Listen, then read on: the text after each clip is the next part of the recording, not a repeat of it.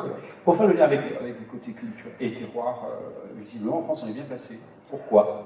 Alors, on est bien placé. La France était, alors on a eu des hauts débats, mais la France est dans les 5 grands secteurs, grandes cités de production, grands lieux de production, pardon. Le plus gros en Amérique, c'est le Canada, suivi des États-Unis.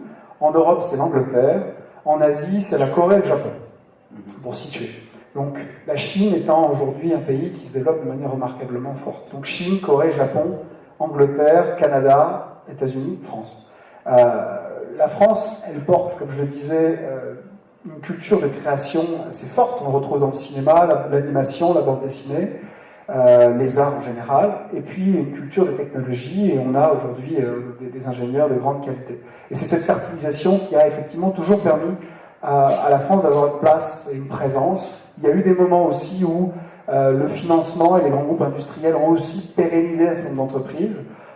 Vivendi, je le disais, Ubisoft, qui a eu un parcours boursier qui lui a permis, malgré tout ce qu'on pourrait dire sur la bourse, et c'est surtout ces temps-ci, d'exister, de se développer.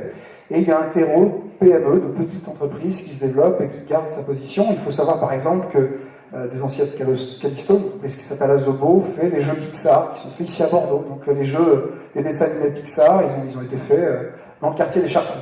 Donc ce savoir-faire, il est mondial. Ce qui est des choses assez passionnantes dans le monde du jeu, c'est qu'on est tout de suite totalement international.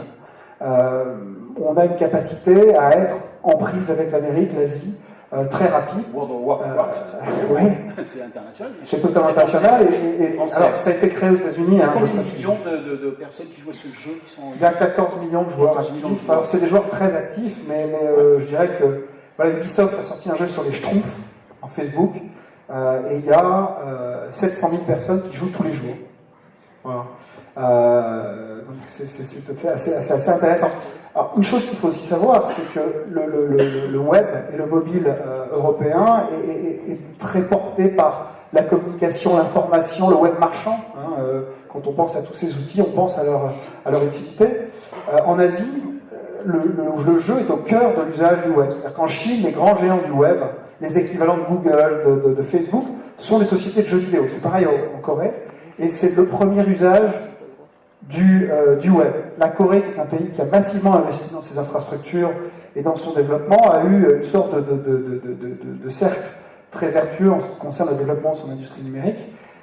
Les grands-parents ont câblé, les parents ont créé des entreprises, les jeunes ont utilisé les services créés par ces entreprises, et il faut savoir que, par exemple, encore il y a peu, il y a un réseau qui s'appelle Cyworld, qui est une sorte de Facebook matinée d'avatar, donc c'est une représentation de personnages en 3D, a représenté plus de 65% de la population coréenne.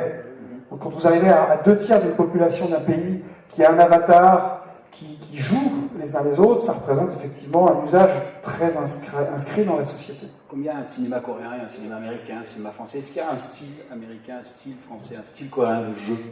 Et est-ce qu'il s'adapte, voilà, justement? Écoutez, moi je crois, je pense qu'on a... Une patte. Ouais. Je pense qu'on a une patte. Après, on a une patte dans le sens...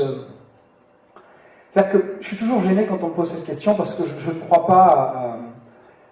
Enfin, il y a la cuisine française qui est quand même... Oui, il y a la cuisine française. Bordeaux qui est le meilleur. Bien évidemment. C'est indéniable. Non, mais si j'évoque ce sujet, c'est qu'au fond, on est dans une situation où le jeu et la production de jeux est faite, alors à l'image de ce que moi je crois être la France, c'est-à-dire une volonté d'universalisme, de conquête. France des Lumières. Honorable. Non, mais alors, le mot peut être retourné, mais en tout cas, voilà, les créateurs de jeux, les producteurs de jeux sont comme les créateurs de dessins animés ou de bandes dessinées ou de films. Soit ils embrassent le monde et ils portent une créativité qui est vraiment un travail collectif, d'innovation technologique et de collectif, et puis on va essayer de séduire et de divertir, puisque c'est quand même notre métier, des populations à travers le monde.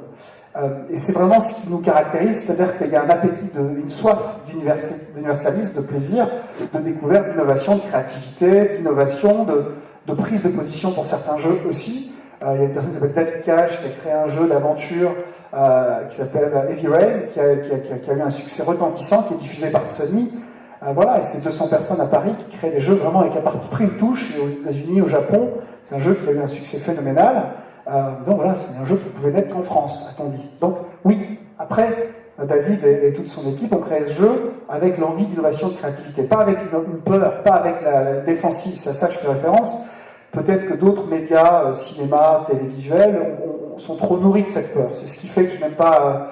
donc, quelque part, on ne se pose pas de questions, pour être simple, sur ce qui fait qu'un jeu est français ou pas. On est français, et on met autant Victor Hugo, Alexandre Dumas, Jules Verne, que des classiques pour certaines choses, pour jeux qui s'y prêtent, plus anciens, plus structurants dans nos valeurs, qu'un appétit de manga, de films hollywoodiens.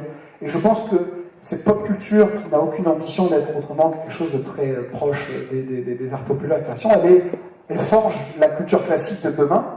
Et en ce sens, je la trouve assez intéressante parce qu'elle est vivante, comme la musique électronique, comme le rap, comme les arts de la rue, pour moi, sont très ancrés dans on ne se pose pas de questions, on crée en avance. Alors, le jeu vidéo est aussi une affaire d'entreprise et de sous.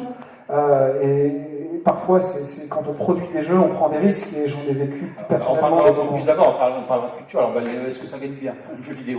C'est quoi Alors, c'est une variété assez forte. Aujourd'hui, des jeux pour console, PlayStation, Sony coûtent beaucoup d'argent. C'est des budgets qui sont équivalents à ceux des grandes créations de cinéma. Le prochain jeu de Quantic Dream, la société de David Cage, c'est 30 millions d'euros de budget. Donc, c'est des sommes faramineuses.